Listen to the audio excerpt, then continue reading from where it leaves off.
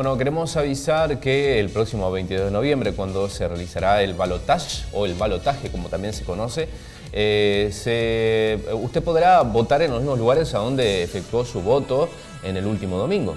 Se va a utilizar el mismo padrón, como les dice Richard, los mismos lugares, inclusive las boletas ya anunciaron ambos partidos políticos que van a ser similares con algunas modificaciones en las fechas. Así que no va a haber mucha confusión, recordemos que nuestro año sigue en etapa electoral y estas cosas generan ciertas facilidades para hacerlo más liviano.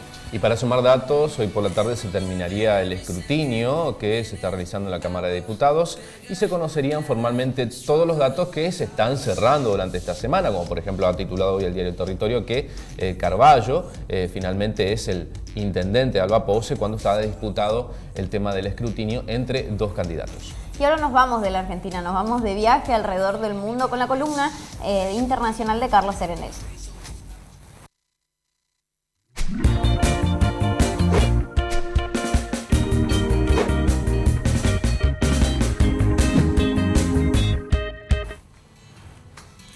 Hola, muy buenos días. En una semana marcada por elecciones no solo en Argentina, sino también en otros varios países del mundo y también por una catástrofe natural, que es por lo que vamos a comenzar. Concretamente, por un terremoto que tuvo lugar en Asia, afectando principalmente a Pakistán y Afganistán. Este movimiento telúrico tuvo lugar el pasado lunes, fue de 7.5 en la escala de Richter y causó 350 muertes contabilizadas hasta el momento, una cifra que podría subir ya que continúa la búsqueda de cuerpos y de sobrevivientes debajo de los escombros. Pakistán fue el país más afectado, 250 de los muertos fueron en ese país y el resto en Afganistán. El movimiento duró 1 minuto y esa búsqueda y rescate de posibles sobrevivientes se ve dificultado por la topografía del terreno, ya que es una zona muy montañosa y también por la presencia de talibanes que siempre son una amenaza incluso para este tipo de tareas. También se sintió... Ahí vemos una imagen que la gente no sabe qué hacer. Movimientos de realmente imágenes terribles,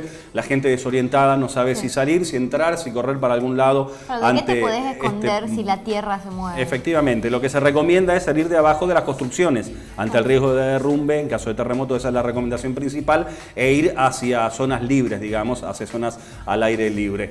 El terremoto dejó cientos de casas destrozadas, es decir que además de las víctimas mortales por este terremoto, también hay muchas personas afectadas y crecen por estas horas las quejas por la falta de ayuda, por la falta de asistencia a las personas damnificadas por este terremoto que afectó, como decíamos, principalmente a Pakistán y Afganistán, una zona donde son muy comunes los terremotos y donde el más fuerte de los últimos tiempos en el año 2004 dejó el saldo de 220.000 muertos. En este caso, como decíamos, 350 fallecidos hasta el momento.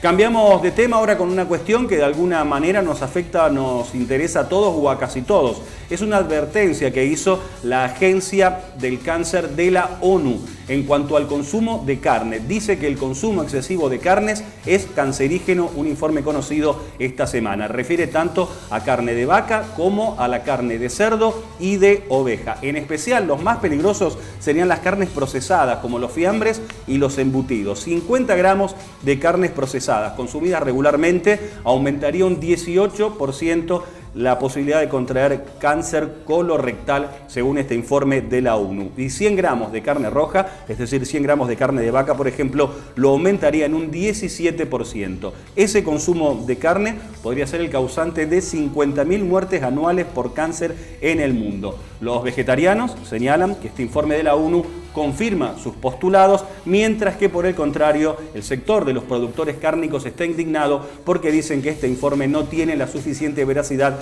ni el suficiente fundamento científico. Lo concreto es que ha habido un grupo de 22 expertos trabajando durante muchos meses en base a diversos datos que hay para llegar a esta conclusión sobre los efectos cancerígenos del consumo excesivo de carnes, principalmente de fiambres y embutidos. Vamos a hablar ahora de otra cuestión, de un tema que no cesa, la escalada de violencia entre israelíes y palestinos, que es cada vez peor y que tiene cada vez más preocupado al mundo entero. Esta semana ha advertido la ONU que se puede tratar, que puede terminar esto en una verdadera catástrofe. Siguen los enfrentamientos, sigue habiendo palestinos que atacan a israelíes e israelíes que atacan a palestinos, y ante esta situación el presidente de la autoridad palestina, Mahmoud Abbas, pidió a la ONU un régimen régimen de protección inmediata para el pueblo palestino. Recordamos que esta escalada de violencia comenzó el 1 de octubre, el 1 de octubre, a inicios de este mes, fundamentalmente por lo que los reglamentos que regulan el funcionamiento de la explanada de las mezquitas. Hasta el momento ha causado esta escalada de violencia la muerte de 59 palestinos, 9 israelíes y un árabe, y al parecer esto no cesa y no se encuentra de momento la vuelta, la solución a este conflicto, porque sigue sin acuerdo el tema del funcionamiento, de la regulación para el uso de la explanada de las mezquitas. Principalmente la causa del enfrentamiento entre palestinos e israelíes tiene que ver con esto, ¿no? La restricción que tienen los palestinos como para ingresar a un sector ocupado por los israelíes. Efectivamente, por la restricción que hay para ingresar y porque además temen que haya una nueva regulación que sea más estricta y que se limite más todavía la presencia de palestinos en la explanada de la mezquita, algo que fue desmentido por Israel, pero que no termina de ser creído por los palestinos, y de ahí esta escalada de violencia. Por ahí también es denunciado como la pelea entre David y Goliat, entre palestinos y israelíes, ¿no? Porque los israelíes efectivamente, por la desproporción, armas automáticas muy modernas y los palestinos atacan con cuchillo. Efectivamente, los palestinos van a los cuchillazos y los israelíes, generalmente soldados, que son las principales víctimas de estos ataques, por supuesto se defienden a los tiros. Y por eso la gran mayoría de las víctimas, decíamos 59 palestinos contra 9 israelíes, la gran mayoría de las víctimas son palestinos. Cambiamos de tema, vamos a hablar de la Iglesia Católica, un tema que también sigue dando que hablar. Se ha dado esta semana un nuevo paso hacia la integración de los divorciados a la Iglesia. Se realizó el Sínodo de la Familia y así fue aprobado un documento que abre las puertas de la Iglesia a los divorciados, tal como proponía el Papa Francisco. Este documento permite desde ahora que los divorciados participen leyendo en las misas y también puedan ser padrinos de bautismos y comuniones, algo que hasta el momento tenían vedados. En cuanto a acceder a los sacramentos como la comunión y la confesión, tiene que ser examinado caso por caso. Eso es lo que ha decidido este sínodo de obispos. No es que pueden directamente confesar y comulgar, sino que cada caso debe ser analizado individualmente para que luego ese obispo, ese cura que se encarga de analizar el caso, decida si pueden comulgar o no. El documento surgido del Sínodo de la Familia también habla de los homosexuales, pide tolerancia, que no sean discriminados, pero se sigue oponiendo la Iglesia al casamiento entre personas del mismo sexo. Y como decíamos, esta semana estuvo marcado también en cuanto a la actualidad internacional por las elecciones en varios países del mundo, como por ejemplo en Guatemala, donde se realizó lo mismo que vamos a tener acá dentro de aproximadamente un mes, una segunda vuelta. En este caso, el ganador como nuevo presidente de Guatemala fue el comediante Jimmy Morales, un humorista sin experiencia en la política y que arrasó en esta segunda vuelta con el 67,5% de los votos frente al 32,5% que cosechó su rival, la ex primera dama Sandra Torres, que es socialdemócrata. En la Argentina, Miguel del Cel dice, ¿cómo hizo Jimmy Morales como para llegar hasta allí? Efectivamente, siendo que él no llegó a ningún lado pese a sus intenciones, ¿no? Los resultados de estas elecciones, como decíamos, que Jimmy Morales arrasó con el 67,5% de los votos, lo convierte en el segundo presidente más votado en la historia de Guatemala, solamente superado por Alfonso Portillo, que logró un poquito más, medio punto nada más, el 68% en el año 2000. Estas elecciones se produjeron en Guatemala tras la escandalosa renuncia de Otto Pérez por un tema de corrupción en las aduanas. Se está investigando y está casi probado que el presidente Otto Pérez lideraba una banda que a cambio de recibir dinero hacía favores aduaneros, es decir, eximía del pago de la aduana a muchas empresas. Por eso el principal reto que tiene ahora por delante el presidente electo de Guatemala, Jimmy Morales, es combatir la corrupción que se estima, supone que se lleva entre el 30 y el 40% del gasto público total de Guatemala se va en corrupción, es decir, se lo roban. Casi la mitad del presupuesto general de Guatemala se lo roban los propios funcionarios y políticos. Y por último hablamos de elecciones en otro país, en Colombia, donde se registró un caso muy curioso. Fueron elecciones regionales y resultó electo intendente de una ciudad un candidato que está preso, que está en prisión en estos momentos y al momento de las elecciones. Esto fue en Chopal, donde fue electo intendente John Torres con el 34% de los votos, pese a que está en prisión preventiva desde el 14 de este mes por haber construido 100 viviendas sin licencia y además en unos terrenos que están embargados por el Estado porque es de un narcotraficante. Por eso la causa abierta que tiene judicialmente este alcalde electo John Torres es por construir sin licencia y por lavado de activos por este terreno que se cree que es de los narcos. Le podrían caer hasta 10 años de prisión, pero como todavía no hay sentencia, asumiría incluso desde la cárcel. Luego, si hay sentencia judicial en su contra, pues habría que realizar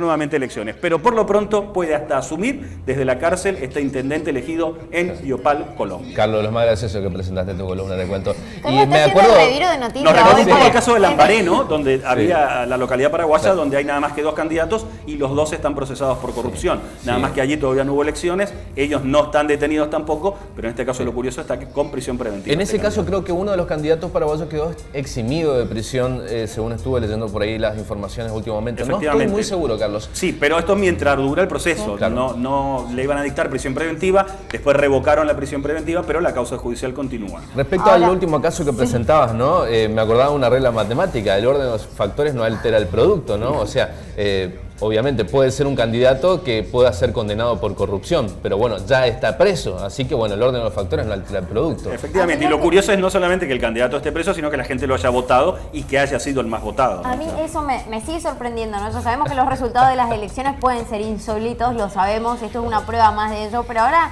la campaña, digamos, la última etapa de la campaña, ¿cómo la hizo? ¿Con quién tenía evidentemente ha sido sin mitines personales, ha sido su gente la que ha salido a explicar las propuestas del candidato preso.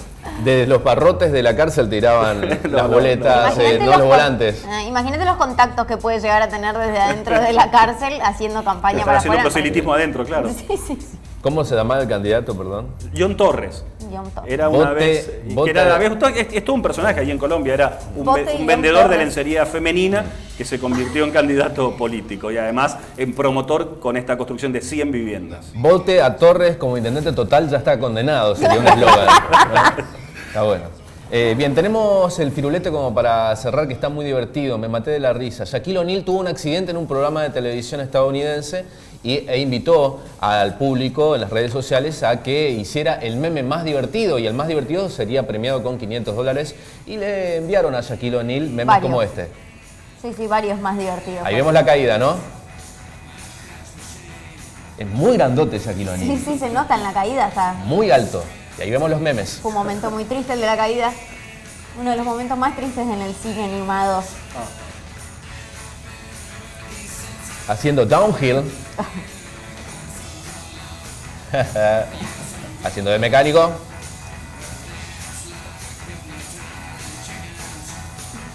Siendo lucha libre.